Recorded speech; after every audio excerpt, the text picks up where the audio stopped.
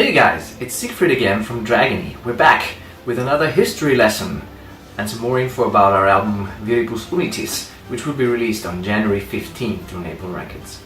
Now, in our previous history lessons we already told you a little something about Emperor Franz Joseph I and also about the legendary Harry Houdini, the American magician, who was actually born Erich Weiss in Budapest, Hungary. Today we want to tell you a little bit about Archduke and Crown Prince Rudolf of Austria. He was the only son of Kaiser Franz Joseph and the heir apparent to the Austrian throne.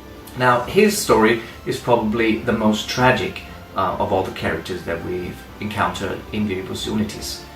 He was born in 1858 as the only son to Franz Joseph and Empress Elizabeth, and throughout his entire life he had sort of a strained relationship with his father. From a young age he was brought up in a very militaristic type of way, and his natural disposition did not take well to that.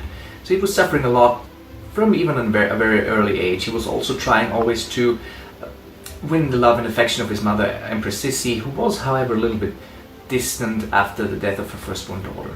So throughout his life he was looking for love in all the wrong places basically. Even though he was married, he was entertaining a lot of affairs and had several mistresses throughout the years.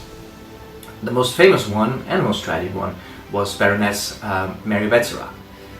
And this is actually where the real story of Crown Prince Rudolf ends. In 1889, it was there that he and Baroness Mary Wetzera made a suicide pact, and on Castle Meiling he first killed Mary Wetzera and then killed himself. In our story of Viribus Unitis, history takes an entirely different course, however. In our story he not only survives the night in Castle Meiling, but his already fragile mind and personality completely breaks down over the following years, and especially after his own mother, Empress Elizabeth, is assassinated in Geneva. He turns to the dark side, so to speak, and dabbles in black magics. He learns about the rituals of the Goetia and all kind of black magic rituals and sorcery. He wants to use that sorcery in order to bring back his assassinated mother from the dead, and he even succeeds in doing so. However, he doesn't bring only her back, but also demons from the underworld that possess her and that cause her to become the Empress of the Damned, that raises her own zombie army to take over the world. So while in our story for Viribus Unitis, Rudolf actually starts dabbling in black magic and sacrifices his soul to the dark side, he even had an interest in the occult in real life as well, however in an entirely different way. There is at least one known account in 1884 where he and a relative of his, Archduke Johann Salvator, worked together to expose a so-called medium, the American Harry Bastian, as a fraud.